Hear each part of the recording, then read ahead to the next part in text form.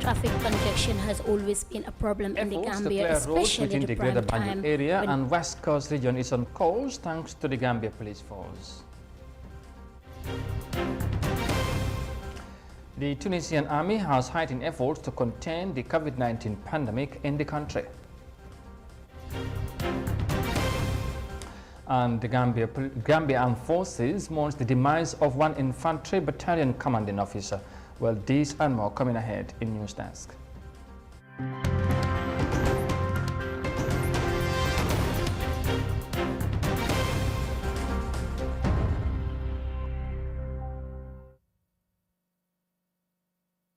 This is Africa TV, and once again, many thanks for joining us. I am Amadou Kante, and now the news in detail. Now, Operation Clear the Road Task Force has arrived in all Yundum vicinities along the coastal road highways as of Monday to clear off whatever is obstructing traffic, and free flow of government services has been the main drive in the police operation. It began in Brikama, West Coast region by the end of July, leading to major changes such as the relocation of curtains and parks along the pathways.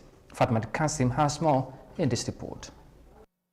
Traffic congestion has always been a problem in the Gambia, especially the prime time when people close from work. This is partly because of bad road networks, but greater share of the trouble goes to unlicensed occupation of part of the road and footpath. Police announced in tone that every object contributing to the blockage of the road would be removed at all costs. Those who fail to adhere to the official instruction are expected to face legal measures.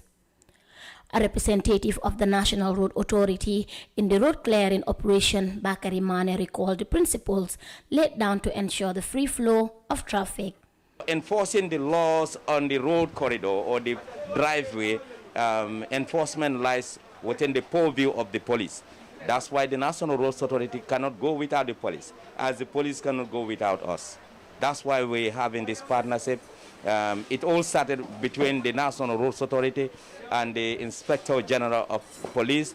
That is the General Police Force under the leadership of the IGP, Inspector General Sanya. We had a discussion on the National Roads Authority and the police leadership that our rules are turning to becoming a market.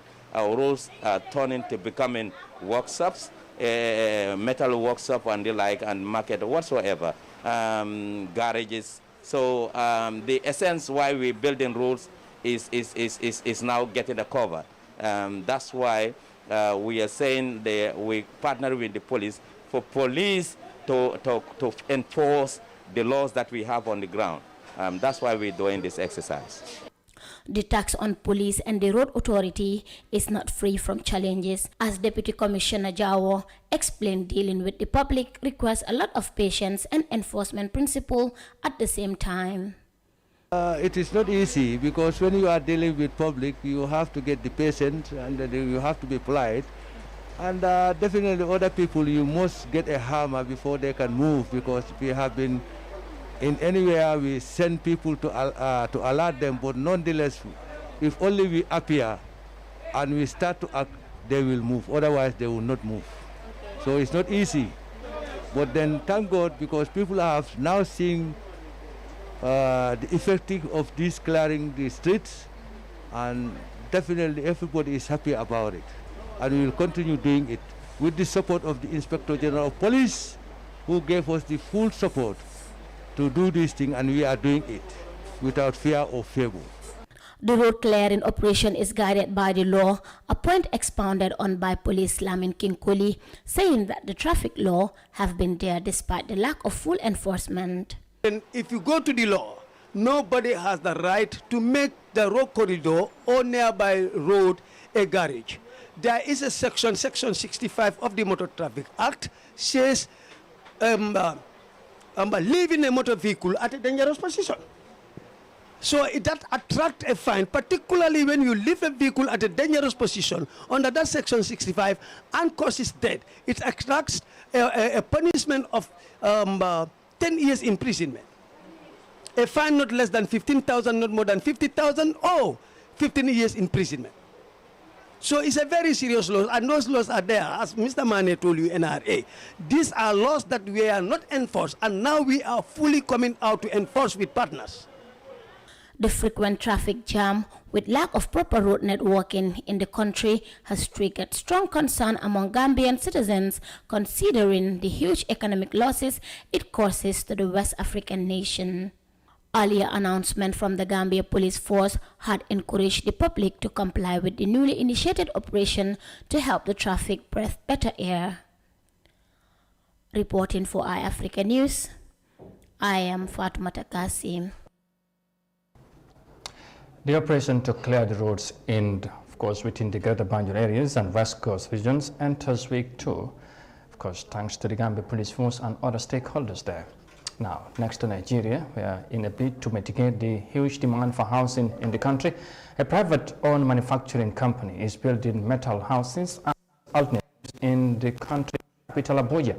Many Nigerians, especially low-income earners, struggle to access to properly built houses due to the high cost attached, whilst the new initiative provides affordable opportunities. Let's have more details of that in this report. Construction workers knocking and fusing metals together at Prefab World, a mobile shelter company in Nigeria's capital Abuja. The company modifies and converts cabins and containers into portable homes. The major materials used are metal and steel, a shift from mortar and blocks. Basically, to the situation of housing in Abuja, we thought of something like this to help people, and they are very fast to construct, not like our regular blocks that takes time. They are very friendly in shapes, so all this are really what prefabs are all about. We deliver to anywhere. We can go there to assemble. We can take them here just with the use of IAB crane. A report by PricewaterhouseCoopers revealed that Nigeria has a housing deficit of 17 million units. The nation would need to construct 700,000 houses yearly to close the housing gap. But just about 100,000 houses are built annually. A basic 3-bedroom flat could cost $30,000 or even more. And with a weak mortgage structure, low-income earners are unable to afford houses. Prefabricated buildings are seen as a much cheaper alternative.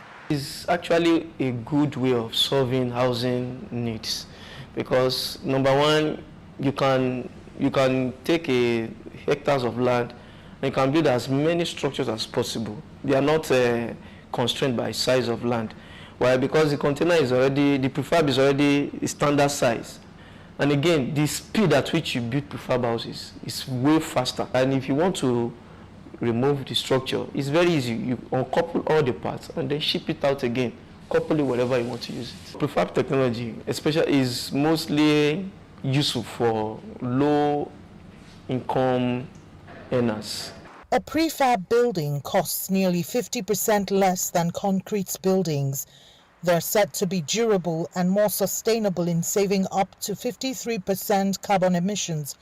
That's why key players in the housing sector want the government to leverage on prefab technology to resolve the nation's mass housing deficit. And from that inspiring report in Nigeria, next to Tunisia. Now, the Tunisian army has built more field hospitals to boost the country's fight against the coronavirus pandemic. The president recently deployed the military health department to coordinate the country's response against the pandemic, resulting to the new initiatives. However, the lack of adequate oxygen to support patients remains as a major challenge, according to the health minister. Let's have more details of that in this report. The military health department set up a field hospital in the governorate of Manuba. It includes 2 complete ICUs, the first with 50 IC beds and the second with 50 oxygen-fitted beds. This field hospital also includes 100 ventilators and 2 oxygen generators, ensuring oxygen supply with a daily production of 3,000 liters. An independent generator provides autonomy in electricity for this field hospital. the safety of patients is guaranteed. This facility will reinforce the capacity of hospitals to step up the fight against the pandemic. The number of field hospitals for COVID-19 patients in Tunisia now stands at 7. 5 additional field hospitals will be set up in other governorates in the coming days.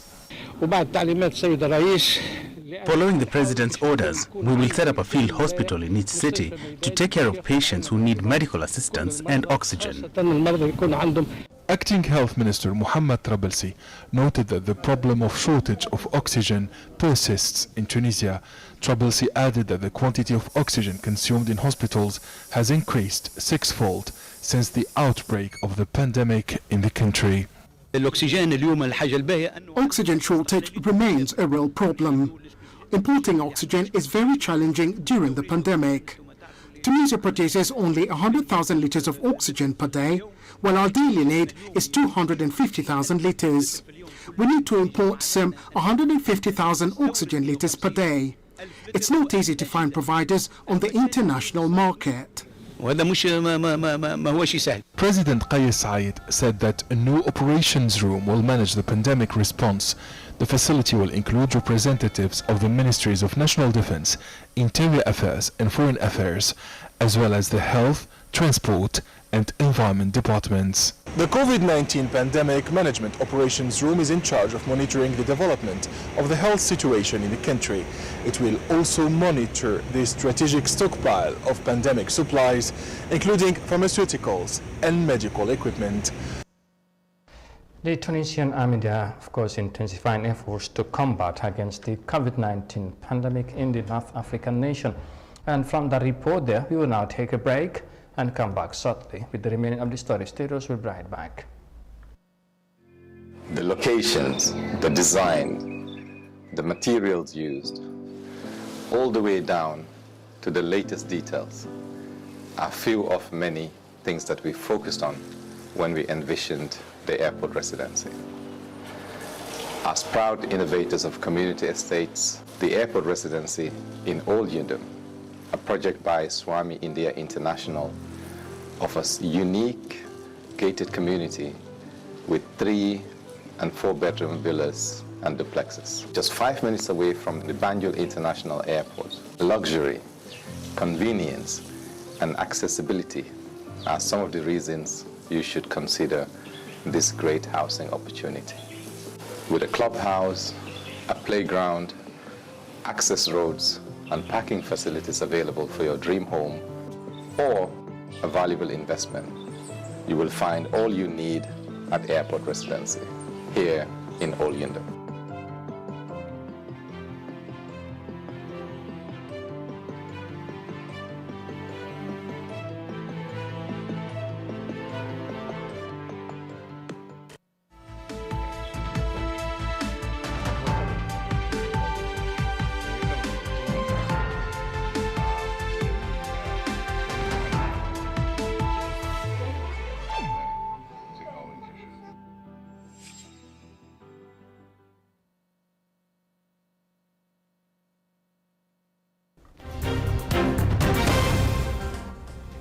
Welcome back, and this is Africa TV, and once again, many thanks for joining us. Now to some sad news.